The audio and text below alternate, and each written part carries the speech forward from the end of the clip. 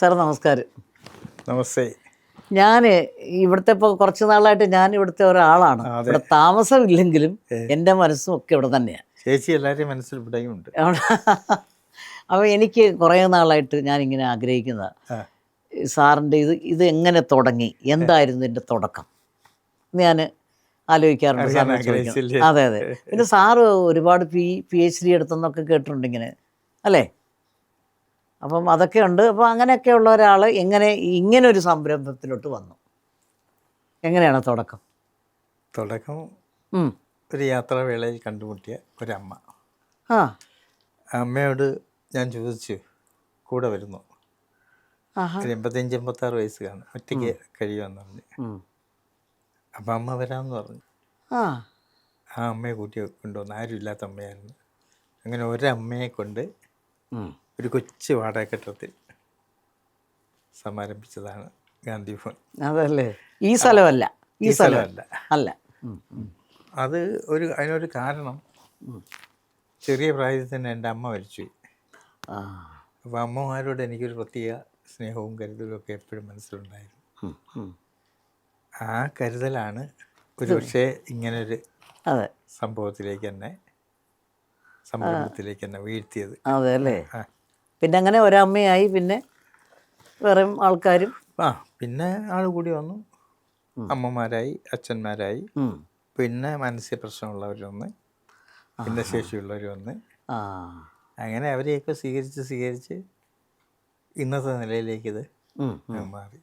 അപ്പോൾ ഈ സ്ഥലം പിന്നെ വാങ്ങിച്ചതാണ്? പിന്നെ സ്ഥലം വാങ്ങിച്ചതാണ്. ശരി. സാറും വൈഫൊക്കെ ഇപ്പോഴും ഇവിടെ തന്നെ താമസം അല്ലേ?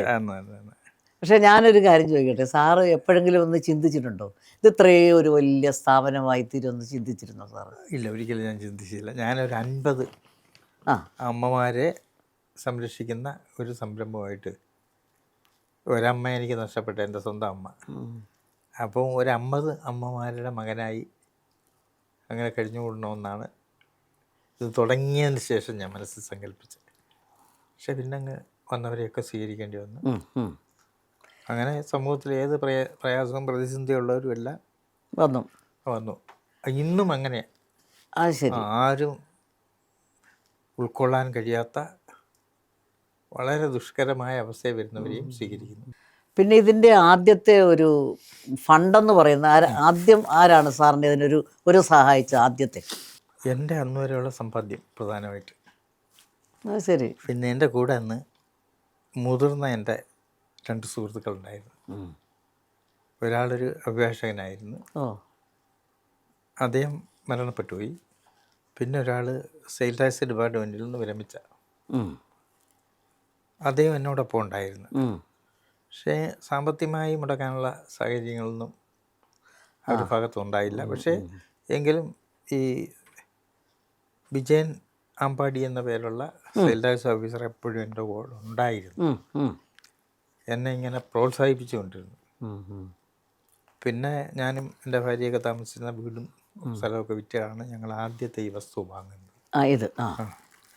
പിന്നെ ഞങ്ങൾ തുടക്കത്തിൽ വെറുതെയെങ്കിലും ഒരു തീരുമാനം എടുത്തു, എന്ന് വെച്ചാൽ പുറത്തു പോയി പണം പിരിക്കരുത്. ആരെങ്കിലും വന്ന് തന്നാൽ സ്വീകരിക്കും, എത്ര വേണമെന്ന് ആവശ്യപ്പെടരുത്. ശരി. പിന്നെ വരുന്ന എല്ലാവർക്കും ഭക്ഷണം കൊടുക്കണം, ആര് വന്നാൽ. അതുപോലെ മതേതര കാഴ്ചപ്പാടായിരിക്കണം, എല്ലാ മതങ്ങൾക്കും തുല്യ പ്രാധാന്യം. ഈ 3 കാര്യങ്ങൾ അങ്ങനെയുള്ള ഒരു കണിശം ഒരു നിർബന്ധം പിടിച്ചുകൊണ്ടാണ് തുടങ്ങിയത്.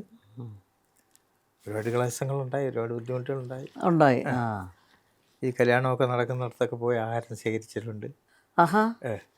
ഹോട്ടലുകളിൽ പോയിട്ട് അധികം വരുന്ന ഭക്ഷണം സംഘടിപ്പിച്ചുകൊണ്ട് വന്നിട്ടുണ്ട്. അങ്ങനെയൊക്കെ കിടാതെ കൊണ്ടുപോകേണ്ടി വന്നു. ഇതിപ്പോൾ എത്ര വർഷമായി? 24ാമത്തെ വർഷത്തിലേക്ക് കിടക്കുന്നു. 24 വർഷമായി അല്ലേ?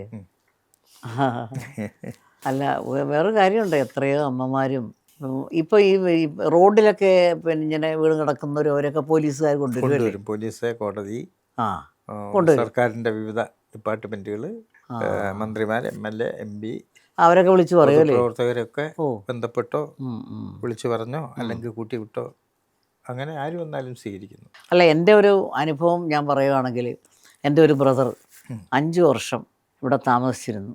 പക്ഷേ ആ ബ്രദർ എന്ന് പറഞ്ഞാൽ നല്ലോണം പാട്ട് പാടാൻ അറിയാവുന്ന, ക്രിക്കറ്റ് കളിക്കാൻ അറിയുന്നൊക്കെ ഉണ്ടായിരുന്നു.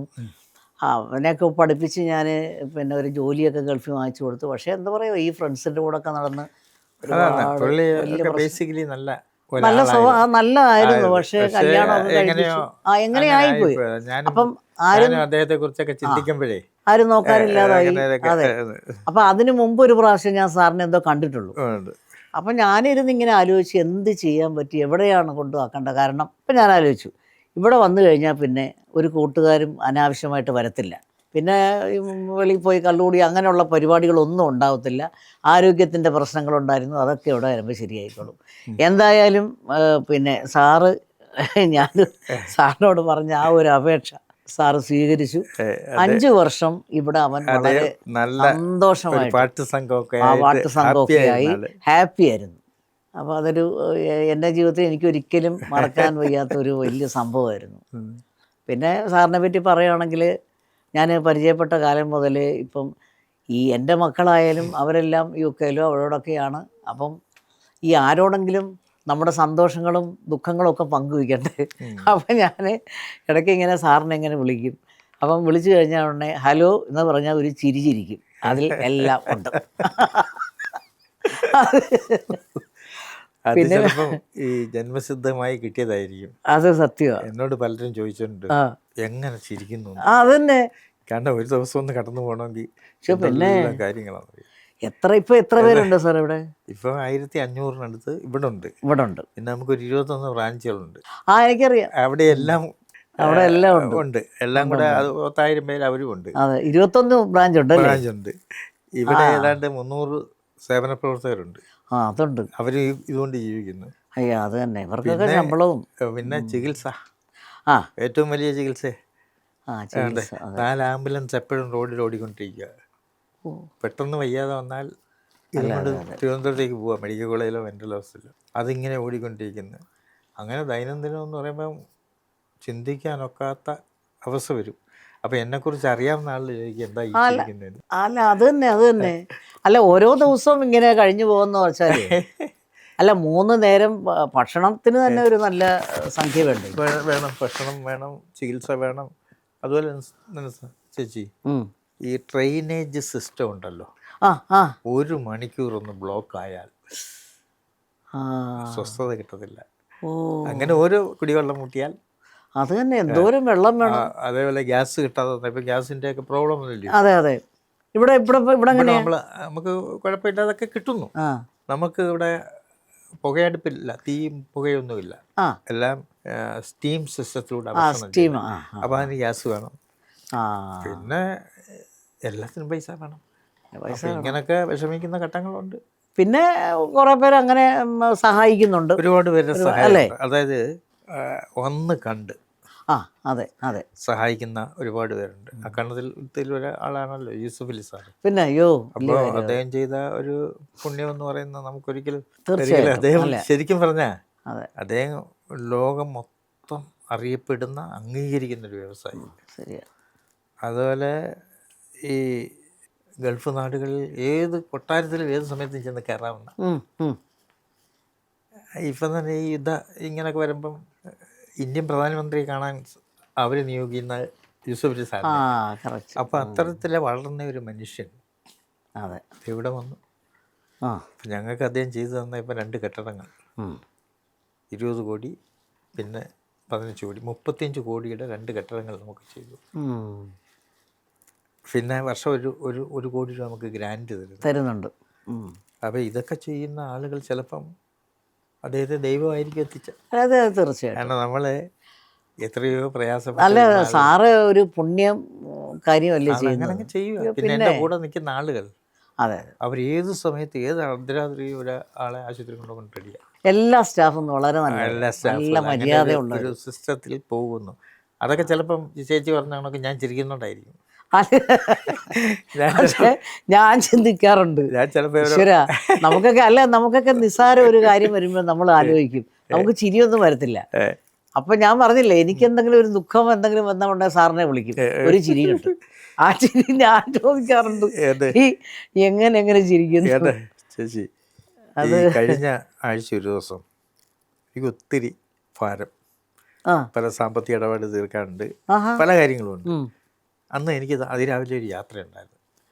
യാത്ര കഴിഞ്ഞിട്ട് ഒന്നും അറിഞ്ഞില്ല, ഈ അന്നേരം ഒന്നും മനസ്സിലില്ല. ഇവിടെ വന്ന് ഭക്ഷണമൊക്കെ കഴിച്ച് ഞാൻ എൻ്റെ ഓഫീസിൽ ഇരുന്നപ്പോൾ എനിക്ക് തോന്നുന്നു ഈ ഭൂമി മൊത്തം കറങ്ങുകയാണെന്ന്, തല ചുറ്റുന്ന പോലെ.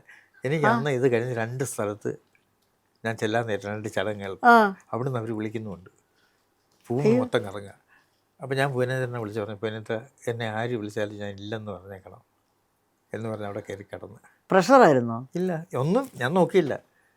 ഈ ടെൻഷനാണ് എങ്ങനെ ഓ, ഇന്നത്തെ കാര്യം എങ്ങനെ നടക്കുന്നത്. ദൈവമേ, അപ്പോൾ ഞാൻ കയറി അവിടെ തന്നെ സോഫ, എൻ്റെ ഓഫീസിൽ തന്നെ സോഫയിൽ കയറി കഥവെല്ലാം അടച്ച് കിടന്നങ്ങ് ഉറങ്ങി. 4 മണിക്കൂർ ഉറങ്ങി. ഉണർന്നു കഴിഞ്ഞപ്പോൾ ഞാൻ പുതിയൊരു മനുഷ്യനാണ്. ആ അപ്പോഴത്തേക്ക് ഞാൻ പ്രതീക്ഷിക്കാത്ത 1-2 പേര് സാമ്പത്തിക വാഗ്ദാനമായിട്ട് വരികയും ചെയ്തു. ശ്ശെ, ദൈവമേ. അപ്പം ഇങ്ങനെയൊക്കെയുള്ള ഒരുപാട് അല്ല, അത്ഭുത അതൊരു ഭാഗ്യം. മുഹൂർത്തങ്ങളാണ്. പിന്നെ സത്യമായിട്ട് അല്ലെ, അത് എവിടെന്നെങ്കിലുമൊക്കെ എന്തെങ്കിലുമൊക്കെ ദൈവനിയോഗം എന്ന് പറയും അതിനൊക്കെ. പറയില്ലേ ചേച്ചി, ആരോടും ചോദിക്കത്തില്ല. സറിയാ. പിന്നെ ഒരുപാട് പേര് പറഞ്ഞിട്ടുണ്ട്, എന്തൊക്കെ ഒരു 10,000 പേരെങ്കിലും പറഞ്ഞിട്ടുണ്ട്, എന്ന് ആഹാരം മുട്ടുന്നോ ആ എന്നെ വിളിച്ചോണം, എൻ്റെ ഫോൺ നമ്പർ സൂക്ഷിച്ചോണം. അപ്പോൾ ഇത് എൻ്റെ ഒരു ഡിപ്പോസിറ്റാണ്. സത്യം. പക്ഷേ ഇതുവരെ ആരെയും അങ്ങനെ വിളിക്കേണ്ടി വന്നിട്ടില്ല. പക്ഷെ അവരെല്ലാം ആ തരുന്നുണ്ട്. ആ ആ അപ്പം ഇതൊക്കെ നമുക്ക് കിട്ടാവുന്ന ഒരു അല്ല ദൈവികമായ അല്ല ഒരു വരമായിരിക്കുമെന്ന് ഞാൻ കരുതുക. ആ സത്യമാണ്. പിന്നെ നമ്മൾ ശ്രദ്ധിക്കുന്നതാണ്, ഞാൻ ഇവരോട്ടെല്ലാം പറയും, യൂസഫ് അലി സാറ് വന്നത് ദൈവം എത്തിച്ചതായിരിക്കും. അതെ അതെ, അല്ലെങ്കിൽ യൂസഫ് അലി സാർ ഇങ്ങോട്ട് വരേണ്ട ഒരു കാര്യമില്ലല്ലോ. അത് തന്നെ, അങ്ങനെ അദ്ദേഹത്തിന് നാട്യ സ്ഥാപനങ്ങളില്ലേ, അത് തന്നെ. അതെ, അല്ലെ അദ്ദേഹം എത്രയോ കാര്യങ്ങൾ ചെയ്യുന്ന, ആരെല്ലാം കാര്യങ്ങളിൽ ഇടപെടുന്നു. അപ്പോൾ ഇവിടെ വരാനും ഇവിടെ താമസിച്ച് അദ്ദേഹം പഠിക്കാനും. അദ്ദേഹം ഒരിക്കൽ സംസാരിച്ചപ്പം അദ്ദേഹം പറഞ്ഞ്, ഇവിടെ വന്നിട്ട് പോയതിൻ്റെ അന്ന് രാത്രി അദ്ദേഹത്തിന് ഉറക്കം വരുന്നില്ല. ആ അപ്പം ഉറങ്ങാതെ കിടക്കുന്ന മനുഷ്യനെ ഭാര്യമാർക്ക് അറിയാൻ പറ്റുമല്ലോ. അതെ അതെ അതെ അതെ മിണ്ടാതെ കിടന്നല്ലേ. അതെ അതെ. അവർ ചോദിച്ചു, എന്താ നിങ്ങൾ ഉറങ്ങാതിരിക്കുന്നത്? അപ്പം അദ്ദേഹം പറഞ്ഞു, ഞാൻ അവിടുത്തെ കാര്യം ഓർക്കുക, എനിക്കത് ഓർത്തപ്പം ഉറക്കം വരുന്നില്ല. എത്രയോ അമ്മമാരെയാണ് ഞാൻ അവിടെ കണ്ടത്, എത്രയോ കുഞ്ഞുങ്ങളെ അവിടെ കണ്ടത്, അവരവസ്ഥയാണ് അതെ ഞാൻ ചിന്തിക്കുന്നത്. അപ്പോൾ ആ മനുഷ്യൻ്റെ മനസ്സിൻ്റെ വലിപ്പം ഞാൻ എൻ്റെ സഹപ്രവർത്തകരോടൊക്കെ പറയും, ഇവിടെ എല്ലാം ഉണ്ടായിട്ടൊരു മനുഷ്യൻ ഇങ്ങനെ ചിന്തിക്കുന്നു. അപ്പം നമ്മളും മറ്റുള്ളവരെ കാണുകയും സഹായിക്കുകയും ചെയ്യണമെന്നുള്ള ഒരു ചിന്ത നമുക്കും ഉണ്ടാവണം. അതെ സത്യം. അതുകൊണ്ട് ഈ നമ്മുടെ പ്രതിബന്ധങ്ങൾക്കിടയിലും ഇവിടെ ആരെങ്കിലുമൊക്കെ നമുക്ക് സഹായിക്കുന്നതിൽ നിന്നും മറ്റുള്ളവർക്കും നമ്മൾ സഹായം കൊടുക്കുന്നു. തീർച്ചയായിട്ടും തീർച്ചയായിട്ടും ആർക്കെങ്കിലുമൊക്കെ നമ്മൾ ഉണ്ട്. കൊടുക്കുന്നുണ്ട്. പിന്നെ പ്രതിബന്ധങ്ങളുണ്ട് ചേച്ചി, പിന്നെ ഏതായാലും ദൈവം കരുതും. ആ അതെ, എവിടെ നിന്നെങ്കിലുമൊക്കെ എന്തെങ്കിലുമൊക്കെ അതെ എത്തിക്കും, ദൈവമായിട്ട് എത്തിക്കും. കാരണം എന്താ വെച്ചാൽ ഇത് എല്ലാവരും ചെയ്യാവുന്ന ഒരു കാര്യമല്ല. ഇതിന് അതിനനുസരിച്ചുള്ള മനസ്സിനുള്ള ആ ഒരു നന്മ ഇതെല്ലാം വേണം, അല്ലേ? അതൊക്കെ നമുക്ക് ജനിക്കുമ്പോൾ കിട്ടുന്നൊരു ഗിഫ്റ്റ് ആയിരിക്കും. അതെ അതെ. അല്ല, അല്ലെങ്കിൽ ഒന്നും നടക്കില്ല. പിന്നെ ഇത് ഇത്രയും ഒരു വലിയൊരു സ്ഥാപനം, ഇന്നിപ്പോൾ ഗാന്ധി ഭവൻ എന്ന് പറഞ്ഞാൽ എല്ലാവർക്കും അറിയാം. അതെ, എല്ലാവർക്കും അറിയാം. ഞാൻ പ്രത്യേകം ശ്രദ്ധിക്കുന്ന ഒരു കാര്യം, ഇതൊരു ട്രസ്റ്റാണ്. ഞാൻ തന്നെ തുടങ്ങിയെങ്കിൽ ട്രസ്റ്റാക്കി. അത് 2005 തന്നെ ട്രസ്റ്റാക്കി. ഈ ട്രസ്റ്റിൽ എല്ലാം ഈ ട്രസ്റ്റിൻ്റെ പേരിലാണ്. വസ്തു വാങ്ങിയായാലും ആര് വന്നാലും എനിക്കായിട്ടൊന്നുമില്ല. എനിക്ക് സ്വന്തമായിട്ടൊരു ഇഞ്ച് ഭൂമിയോ ഒരു വീടോ ഒന്നുമില്ല. ഞാനിവിടെ കണ്ടില്ലേ കുടിൽ എന്ന് പറയുന്നൊരു അത് ഗാന്ധി ഭവൻ്റെ. അപ്പോൾ എനിക്ക് അതിൽ യാതൊരു വേവലാതിയില്ല, എനിക്കില്ലെന്നുള്ള മനസ്സിലായി. അപ്പോൾ എന്ന് വെച്ചാൽ നമ്മൾ നമ്മുടെ സ്വാർത്ഥതയ്ക്ക് വേണ്ടി മാത്രം ജീവിക്കുമ്പോഴാണ് മനുഷ്യൻ അസംതൃപ്തനും വ്യാകുലനും ഒക്കെ ആവും. ഞാനിപ്പോൾ ഒന്നും അങ്ങനെ ഒന്നും ആലോചിക്കുന്നില്ല. ഉണ്ടെങ്കിൽ ഉണ്ട്, ഇല്ലെങ്കിൽ ഇല്ല. പിന്നെ ഞാൻ വിചാരിക്കടാ, ദൈവം ഏൽപ്പിച്ചിരിക്കുന്ന ചുമതല, നീ ദൈവത്തിന് വേണ്ടാന്ന് വെച്ചാൽ ഈ സാധനം ദൈവം അങ്ങ് എടുത്തോട്ടെ, അല്ലെങ്കിൽ സർക്കാർ എടുത്തോട്ടെ. പണ്ട് എനിക്ക് ഇവരെങ്ങനെ പോറ്റു എന്നുള്ള വ്യഗ്രത ഉണ്ടായിരുന്നു. ഇടയ്ക്ക് ഇവിടെ ഒരു കടക്കാരാണ് സാധനം തരുന്നത്. ഈ നാട്ടിൽ ആരും ഗാന്ധി ഭവൻ ഒരു കാലത്ത് കടം തരത്തില്ല. മേടിച്ചാൽ നമുക്ക് കൊടുക്കാൻ കഴിയുന്നില്ല. 5 കിലോ അരി മേടിച്ചാൽ ഈ 5 കിലോയുടെ അരിയുടെ കാശ് കൊടുത്തിട്ട് പിന്നെ 5 കിലോ മേടിക്കാൻ പറ്റുന്നില്ല. അതുകൊണ്ടായിരുന്നു. ആ അപ്പം അങ്ങനെ എല്ലായിടത്തും കടം മേടിച്ച്. പക്ഷെ ഒരാൾ ആ നമുക്ക് തന്നുകൊണ്ടേയിരുന്നു. ആഹാ. അപ്പം അയാൾ നോക്കിയത് കുറേ സ്ഥലവും വസ്തുവൊക്കെ ഉണ്ടല്ലോ. ആ ആ ആ പിന്നെ എന്നോട്ട് പ്രത്യേക സ്നേഹം ഉണ്ടായിരുന്നു. മാത്യൂസ് അവസാനം മാത്യൂസിന് കൊടുക്കാനായി 65 ലക്ഷം രൂപ കൊടുക്കണം. 65 ലക്ഷം രൂപ. ആ മാത്യൂസ് അവസാനം ഓരോ തുണ്ട് കൊടുത്തു വിടും. ഞാൻ കട കൂട്ടാൻ പോവാ, ആ എന്നെ അയാളെ കടക്കാരെല്ലാം കൂടെ ശരിയാക്കും, ഞാൻ നാട് വിടാൻ പോവാന്നൊക്കെ. ഞാനും അങ്ങ് ആകെ വിഷമിച്ച് എവിടെ നിന്നും കൊടുക്കാനില്ലല്ലോ. ഷോ അങ്ങനെ ഇരിക്കുമ്പോഴാണ് യൂസുഫ് സാർ ആദ്യം വരുന്നത്. ആ ആ ആ അപ്പോൾ മാത്യൂസ് വന്ന് അറിഞ്ഞുകൊണ്ട് ഭയങ്കര തെല്ലും തിരക്കും. ഇതിനിടെ ഞാൻ മാത്യൂസിനെ വിളിച്ചുകൊണ്ട് ഈ സാറിനെ പരിചയപ്പെടുത്തി. അപ്പോൾ അദ്ദേഹം ചോദിച്ചു, ആ എന്താ ഇദ്ദേഹം ആരാ? ഞാൻ പറയാം, ഞങ്ങൾക്ക് പലർക്ക് സാധനങ്ങൾ തരുന്ന ആളാ. ആ കൊടുക്കണം കേട്ടോ, നിങ്ങൾ ഇഷ്ടം പോലെ കൊടുത്തോണം എന്ന് അദ്ദേഹത്തിൻ്റെ പറഞ്ഞു. അപ്പം പുള്ളി പറഞ്ഞു, സാറേ എനിക്ക് 65 ലക്ഷം രൂപ അതാണ്. അയ്യോ 65 ലക്ഷം രൂപ ഉണ്ടോ? ഉണ്ട്. എന്താ ചോദിച്ചാൽ ആന്ന്. ശരി ഞാൻ തരാം, ഇവരെ പട്ടിണി കിട്ടരുത്. ഒരാഴ്ച കഴിഞ്ഞപ്പോൾ 65 ലക്ഷം രൂപ അദ്ദേഹത്തിൻ്റെ പേരിൽ അയച്ചു കൊടുത്തു സാറേ. അതിനുശേഷം പിന്നെ നമുക്ക് എത്ര രൂപയ്ക്ക് വേണമെങ്കിൽ തരും.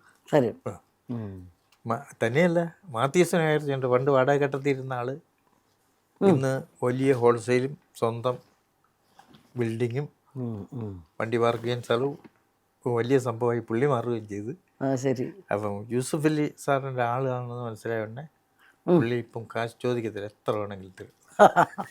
അല്ല, പുള്ളിക്ക് അറിയാതെ കിട്ടും എന്നുള്ളത് അറിയാം. പക്ഷെ എന്നാലും അങ്ങനെ തരാനുള്ള ഒരു മനസ്സ് അല്ലേ? അതെ. അങ്ങനെയൊക്കെ ഇപ്പം നമുക്ക് ഒരു സമയത്ത് നമുക്കൊന്നും കിട്ടത്തില്ലായിരുന്നു. കുഴപ്പമൊന്നുമില്ല. ഇപ്പം പിന്നെ നമുക്ക് ധാരാളം ആളുകൾ വസ്തുക്കൾ തന്നിട്ടുള്ളവരുണ്ട്, കെട്ടിടങ്ങൾ തരുന്നുണ്ട്. അവിടെ ഇവിടെ നമ്മുടെ സംരംഭങ്ങൾ ആരംഭിക്കുന്നുണ്ട്. ആ പ്രദേശത്തുള്ള ആളുകൾ തന്നെ അത് ആ പ്രസ്ഥാനത്തെ സംരക്ഷിച്ച് നടത്തുന്നുണ്ട്. എന്നാൽ എല്ലാം പൂർണ്ണ നിയന്ത്രണം ഇവിടെ നിന്നുള്ള. ശരി. അങ്ങനെ പിന്നെ ഇടയ്ക്ക് സാർ അവിടെ ഒന്ന് വിസിറ്റ് ചെയ്യുമായിരിക്കും അല്ലേ? ഞാൻ ഇടയ്ക്ക് പോവും. മിക്ക ദിവസങ്ങളിലും ഈ ഓരോ ഇടവും പോവും. പാലക്കാട്, കാസർഗോഡുണ്ട്. പാലക്കാട് 30-ാം തീയതി നമ്മുടെ ഒരു സംരംഭം ആരംഭിക്കും.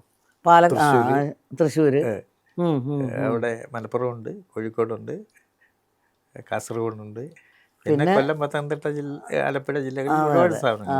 ഞാനും 1-2 സ്ഥലത്ത് വന്നിട്ടുണ്ട്, മറ്റേ ചെങ്ങന്നൂരും ഒക്കെ. ശരിയാ. പിന്നെ അഡിയഡിക്ഷൻ, ലഹരിക്ക് അടിമപ്പെട്ട ഏറ്റവും കൂടുതൽ ആളുകളെ ചികിത്സിക്കുന്ന ഇപ്പം നമ്മുടെ സെൻ്ററാണ്. ആണല്ലേ? അതിന് വേറെ സ്ഥലമുണ്ടോ? അത് കൊട്ടാരക്ക, അല്ല അടൂര്. അവിടെ ഉണ്ട്.